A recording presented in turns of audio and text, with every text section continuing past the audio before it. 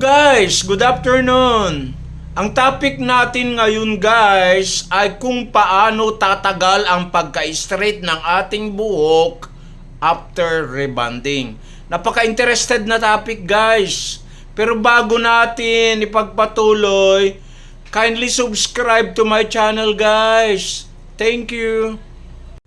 Unang-una guys, yan, ang gagawin natin, kapag nakita natin yung hair natin na maraming split ends, ipakat na natin yan. Pero ang the best cut is bob cut lang guys. Yun ang pinaka-best na cut.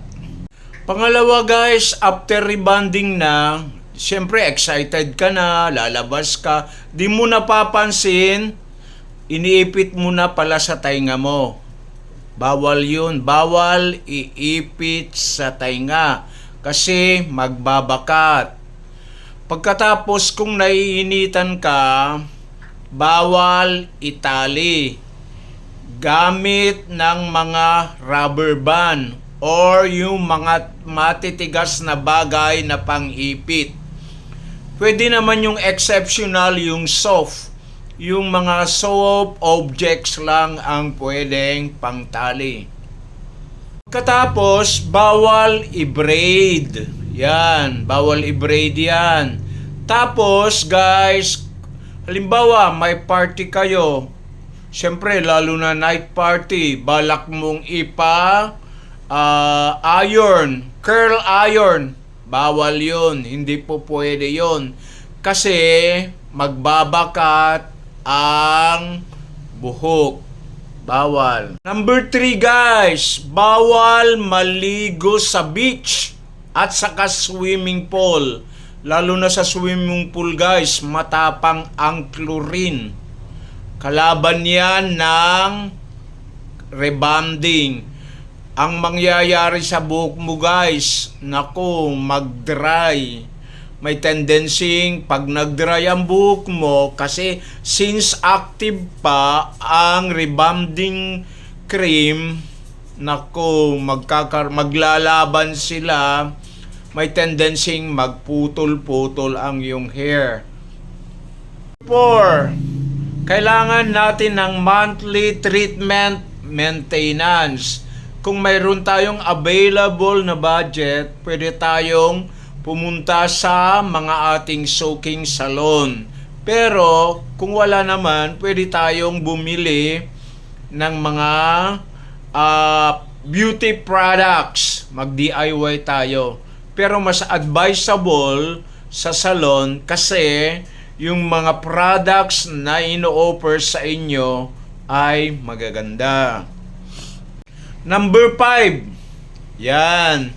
Pwede tayong magpa-hair botox. Kasi once na yung hair natin dumaan na ng probationary period or 3 months, mayroon na yan tumutubong mga hair growth. May hair growth na. So yung mga hair growth guys ay mga original na. Ngayon, para ma-maintain natin yung straightness niya, since ang hair botox ay 80% nakaka-straight at saka vitamins ng buhok, pwede tayo niyan. Magpa-treatment tayo ng hair botox. After 3 months or more than guys, at napansin natin na may split ends sa dulo ng ating buhok, huwag nating ipapalayered. Kasi, ang gamot kasi, ang rebonding o yung gamot ng rebond, umuurong pababa. So, active pa yung gamot ng pang-rebond doon sa ilalim ng ating buhok. Pag kinat natin ng layer dyan guys, naku, parang ang pangit-pangit ang kalalabasan niyan. Magtitikwas na yan. So, sabihin natin sa mga hairdresser, bob cut lang. Para ma-maintain natin ang kagandahan or straightness ng buhok natin.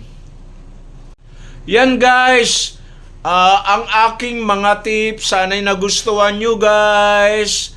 pwede bang isubscribe nyo na rin yung aking channel guys at leave comment and suggestion. Thank you for watching. Have a nice day.